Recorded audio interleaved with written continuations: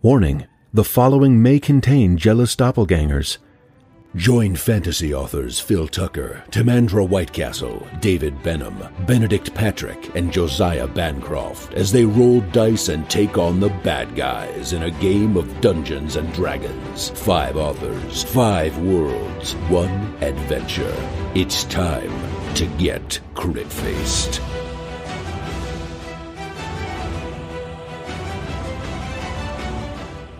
Previously on Crit-Faced.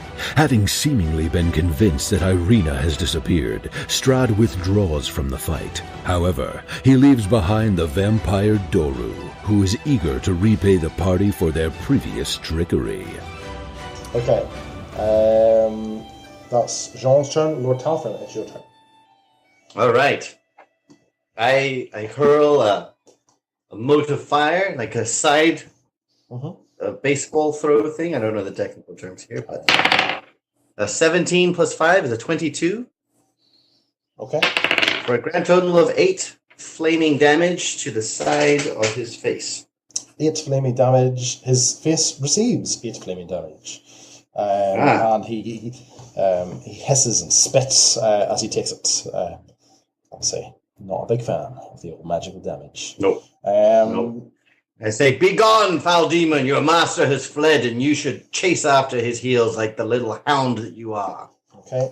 Is Mark seeing Master Sunna obviously in trouble there? Ismark rushes forward and takes a swipe. He only gets 8 to hit. So Doru's unnaturally fast reactions, he just bats Ismark's blade aside. Oh, Ismark does get 2 attacks though, which is good. So he'll have a swipe with he's whipped out his short sword in his other hand, and he is considerably more effective with that one. And he hits Doru for, well, it's supposed to be 6 slashing damage, but same as last time, you can tell that although he does cut Doru, it does not. The cut is not as deep as you would expect. It seems to heal almost instantly, partially. Doru still carries a sword wound, but it's not as not as effective as the magical attacks, for example. Okay, there's still no sign of Irina. Strahd is no longer here, so Kellen, you're up. Nothing makes me angrier than Doru, and I fly into another barbaric rage. Go for it. Charging Doru with my axe, and I attack him. Mm-hmm. Do we still have that fairy fire Nope, thingy? that is not in play. Well, then, my first attack, I'm assuming, misses with a 9. You are correct. It misses. My second attack, 17. 17 will hit. Hmm.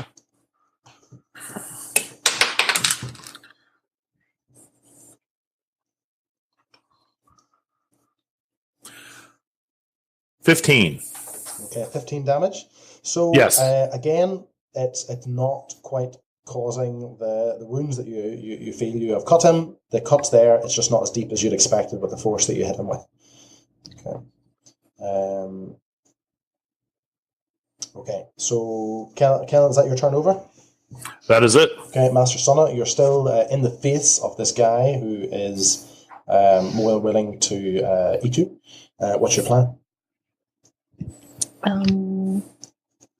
Now there's a move called disengage. Yeah, I think I have that somewhere. Oh, you can do it as a bonus action, can't you? I think so. But normally it takes your whole turn to disengage because it lets you move away without him getting a free attack on you. But you might have a... Probably should do that. Run away! I have Step of the Wind. Right. Well, I'll actually spend a key chi point. On Step of the Wind, you can spend 1 point to take disengage or dash action as a bonus action on your turn. Okay. And your jump distance is doubled. Okay. So it would basically spring to my feet. That would let you get away from him and still shoot him, for example. Oh, I forgot you're healed up, obviously, so you might not want to do that. Yeah, so probably just... Maybe try some sort of different sword if you have any other swords. Just for variety. I do not, unfortunately. I have a quarterstaff, but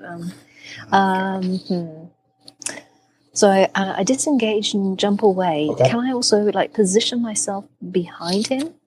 Yeah, it doesn't really. I mean, in Dungeons and Dragons, there's no sort of flanking bonus or anything like that. But you can certainly move. You can certainly move around him. You still, because you disengaged, you still get to attack in some way. So, Okay. you've got your darts. So. Can I rummage around in my bag and take out a flask of oil? Yeah. Oh, yes, you can. Then I shall do that and hurl it at him. Okay.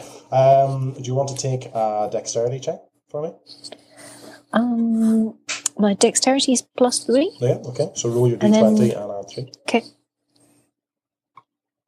18 +3. Yeah, absolutely. Boom. So hit him That's an right in excellent idea. the back of his head, and he's covered, and the oil drenches him. And he turns around, glances at you, gives a little, but doesn't otherwise seem to be fazed by the oil that's covering him. Yeah. Fireball. Okay, so it's Doru's turn now, guys. Before you see he sort of takes a deep breath, and as he does so, a lot of the wounds covering his body close up. So he's not fully healed, okay, and it's not just the burns. Obviously, the burns haven't fully healed, but some of the sword wounds are still there as well. So he's obviously not able to deal with everything that that you've done to him. But he has healed himself. And he, without Master Sunna there, he turns instead to Kellen, and he swipes at Kellen with his claws. And he misses. Okay. With disadvantage. Oh, he does a disadvantage, that's right. So he gets 9 plus... So he gets 14 versus AC. That'll miss. That'll miss. On the second claw attack, it's a critical miss, so it definitely... So he claws himself, right? And He claws. I think we're all starting to feel bad for him at this And point. he, with great frustration, he dives in for a bite at Kellen, and he gets 14 versus AC. Miss. So, no, so he's maybe the blunt side of your axe to his face, or bats him away, and he hisses and he says, "No, this is not fair. Master said I could feed." And that's it. That's his turn over. So Jean, it's your turn. Oh, he's gonna feed. Yeah. Okay. So, let's give him. Have nothing but a crossbow to feed him. So yes, I will fire a crossbow bolt at him. Are all your okay? Wait. Are all your spells? Are they all done? Are you? Well, I mean, but a vicious mockery only gives a 1 damage, right? Well, yeah, but it also stops him. That's why he wasn't able to hurt Kellen. Was because of your vicious mockery, because he had disadvantage. But what else? Does the disadvantage doesn't disappear after a turn? Well, it's over now. It only lasted for his turn. So. Mock him again. Okay. I'm sorry. What else do you have? I also have my pants fall down. I go for a sandwich. I take a nap. No, I have minor illusion, thunder wave, which I think throws everyone around. Good. Well, thunder wave throws everybody around. Yeah. Like a rag doll, I think. I have healing word. I have bane, which is where he feels bad about himself in the bathroom. And then fairy fire, where he glows. I'm a minstrel, essentially. So I'm here to entertain. But fairy fire, he glows, but then everyone gets advantage on attacking him for the rest of the fight. I should do that. You're saying it. What is it? Okay. Bane.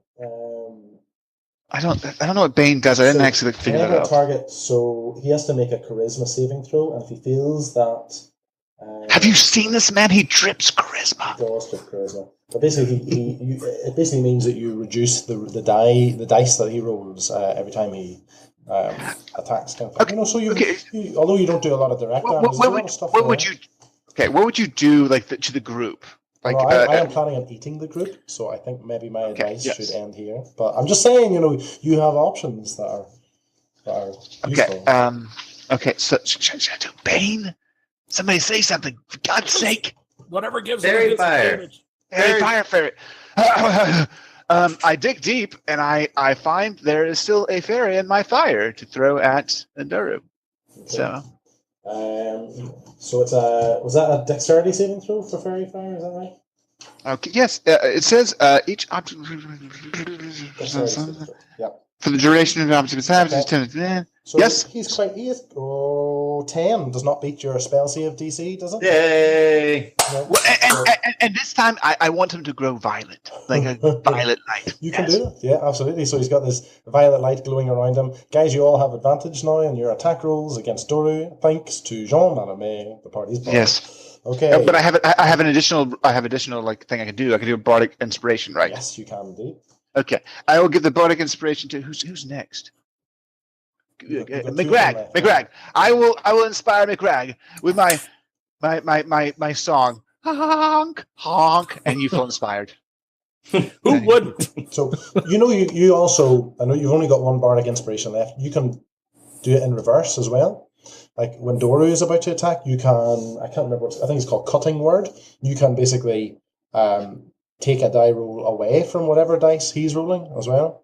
Maybe you can negatively affect his attack. Should I do that now? No, you can. Well, he's not rolling a dice. I'm just saying you've got all these options. You've got all these things you can throw out. So, Okay. There. So great. So Kellen's got his bardic inspiration. Jean, is your turn over? Yes. Okay, Lord Talfrin, you're up. There is a All right. vampire in front of you. Yes. Okay. I draw my sword. No. Okay. There's oil all over him. I throw with advantage. Yes. Does a 15 hit? It does indeed. It does. Yes. Yes. Yep. He takes 9 from the fire and whatever oil bonuses we get. So we are going to double your 9. So he basically erupts in flames and he screams. Yes. Like something that's just been set on fire a lot.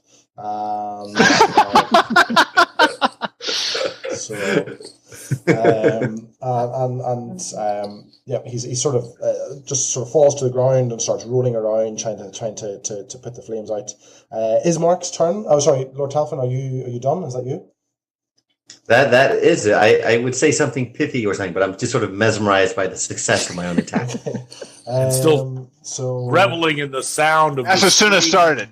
So Ismark's turn is while Doru is on the ground. Ismark dives in with his blades. He misses with his longsword attacks, obviously put off by the flames, but his short sword manages to hit. Slices at Doru again. Same situation, guys. The wound heals up almost instantly. He's done a little bit of damage there.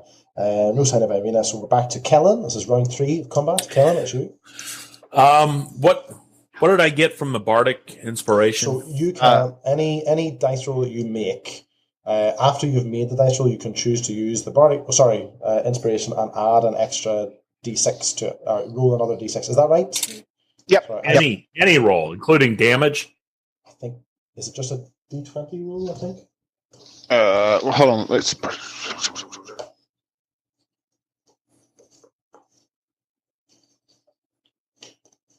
Saving throw, attack roll, check. That's it. Yeah.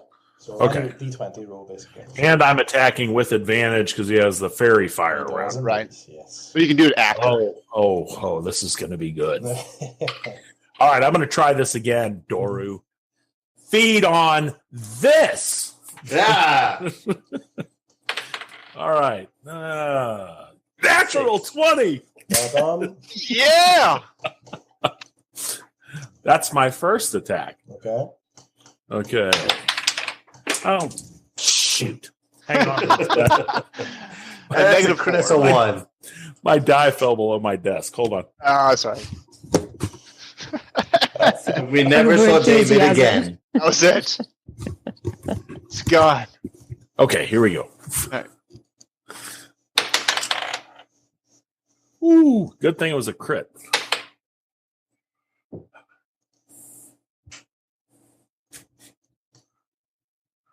So we do the Throw the D6. 12 damage. 12 damage for the Yay! Okay. Is that with the D6? And But the D6 only counts on the. and you have a second attack, is that right? I have a second attack. You have advantage on this as well. 20 again. Wow. I swear. That's okay. We trust you. We trust you. This is needed at this point as well. Let's go for it. This needed. All right, this 20! is going to be a little better. Oh. 17. Well done. Oh, he's dead. He's got to be Okay, dead. he is in bad shape. He is not dead though. I mean, there's still quite a bit of vitality left in this guy. He is taking these punches because again, especially these cutting attacks, although they are hurting him, isn't as bad as when you were cutting like the zombies, for example. Making fun of him. Yeah. Master Summer. I shall have my vengeance and whip out my silver sword. Okay. Go for it. Oh, advantage, right? Mm-hmm. Yep. So I... 21. 21 hits. Well done. Do you want to roll your attack? Yeah. I can't. Yeah, I think it's getting late. Maybe I shouldn't have drunk that wine. But it's 5.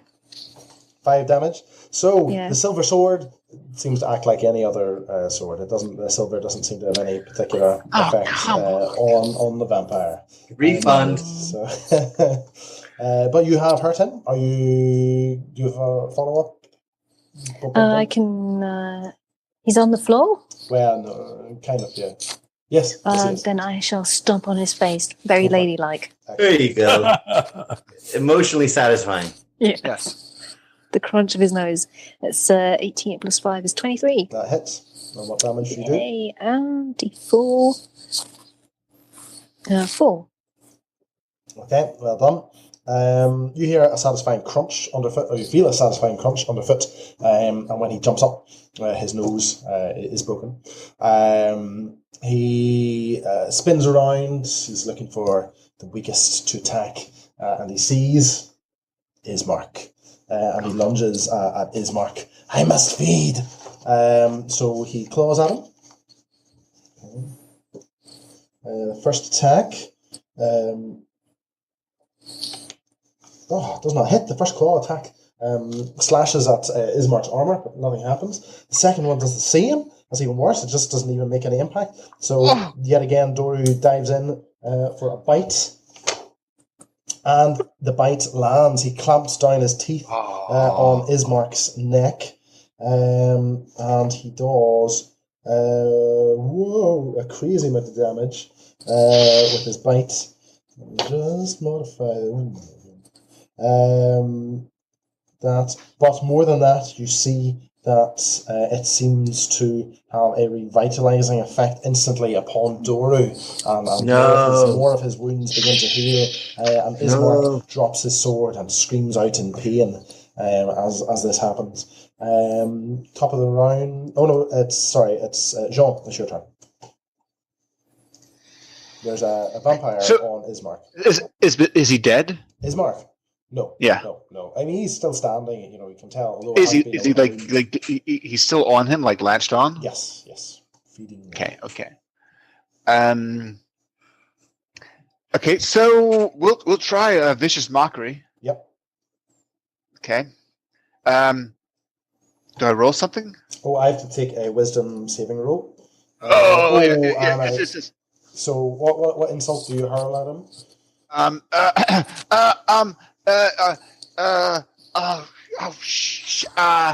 You, sir, can Smell. only smell. You only can get a date if you bite him. So there. So you hear a muffled grunt as the sort of psychic damage of your attack assaults Doru, but he shakes his head when he's still latched to Ismark's neck. Gross. And he shakes it off. Don't shake. That's it had no effect on him. Okay. Well, so why don't I? Is he near enough for me to do a thunder wave? Well, yeah, but it's that was your attack, because we did try it, but he rolled well. That's a cantrip. Cantrip still an attack. You could only you've got your healing words are the only ones I think of yours that are. Okay.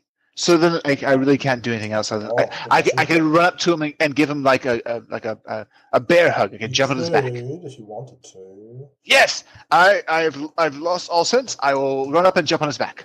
Okay, cool. like a backpack. Okay, excellent. So you run up and jump on his back. Good. Yes, Lord Talfin, this scene is unfolding before you. Jean is attached to the vampire, who is attached to Ismark. The vampire is feeding off of Ismark, but you guys certainly get the sense that you've been considerably more successful this time than you were the first time with Doru. Well, I reach deep into my bag of tricks and I throw a fireball. The 15, a 20. Excellent. 25. So double damage. Double your damage. That's a 4 and a 4. So literally. 8. Okay, 8 damage. Excellent. So, yeah. So I say, get off him, you fiend, leaving it ambiguous as to whom I'm referring to. Wow. Okay. Ismark, he screaming basically at Doru, and he punches Doru in the throat, and just enough to get the vampire to open up its jaws, and Ismark sort of ducks, hits the ground, grabs the sword, and rolls back. He's disengaged to move away from the combat, but it means that he's bleeding from his neck, but otherwise standing a little bit back from Doru, ready to attack next turn. Kellen, you're up. Kill. Not me.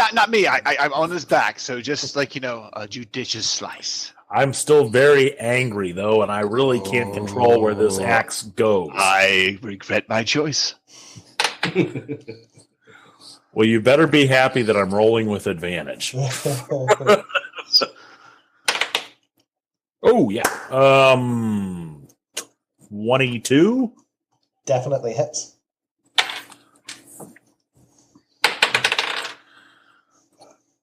10. 10 damage. Okay. 10 damage. Is there more? He's still... Oh, he's still alive. Yeah, but he's still going. All right. My second attack, again, thankfully with advantage. Natural 20. Wow. This What? I You're on fire. I wish I were playing craps. Any I wish I had your dice. complaints about Kellen's rules, please send your email to... All right. Yeah. Oh God, this is gonna be good.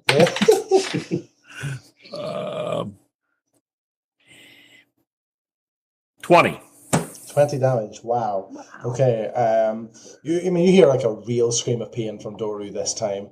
He's still going, but all confidence sort of seems to fade from him, and he's clutching at himself and all the multiple wounds that you guys have opened up and have not quite healed yet. And he shouts out, Master, I need your aid. Come back, Master.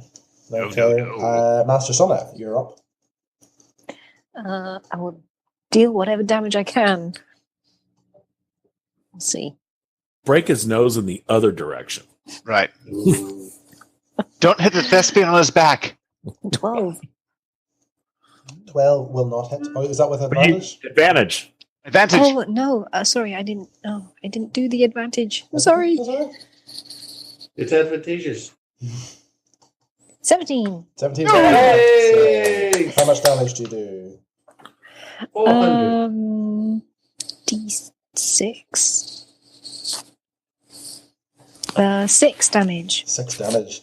Okay, his knees almost buckle. You get the impression he's on his last legs. Have you got more you can do? I can do I will do the what's it called? The Flurry of 5-point palm. Oh. Exploding palm. Yes. The exploding heart thing from Kill Bill. Absolutely. Nice. So, 17. 17 will hit. And D4. And a 7. 7 damage. Okay, so would you like to describe the death scene? Of All right, Mr. Sutter. Yes. I can't really remember. It's like, so she's Oh God! Well, how did she do it? I can't remember the exact points, but she sort of she hits the neck and the torso, various chi points in his body, and then the last one, the fifth point is the palm thrust straight against his heart, which then just So basically, as you do that, you punch in his heart, and his face just goes into a sudden spasm of shock, and then he just erupts into dust that sort of wafts to the ground. Doru, the vampire. With the death blow. Yes. Okay. Nice. Well done. And That leaves we redeem ourselves. Like Jean-Marc Lemay is covered in vampire dust. I was holding his back. Yeah, don't open your mouth. Maybe we can make those little cookies out of it. Oh God! So Ismark, it's just a massive grin on his face, and he walks over to you all, and Master Son in particular, he claps his hand on your shoulder, and he says, "This is fantastic. This is the first time I've ever even heard of this happening in my life. A vampire, a real vampire, and we've helped to best it. Irina, isn't this amazing?" Irina? Is she still invisible? Yeah. There's no answer. Oh, no. What? Why is there no answer? I made her invisible. She should be here. Irina, you can come out now. Irina. Well, is Irina? We are safe now. We have vanquished the vampire. Lord Tavern shakes his head slowly and says, "Oh no." Crit Faced is a weekly Dungeons & Dragons podcast. To make sure you never miss an episode, and to get an exclusive prequel episode of the podcast, where you can find out what our characters were up to before this adventure began, head over to critfacedpodcasts.com and join our Crit Faced fan group.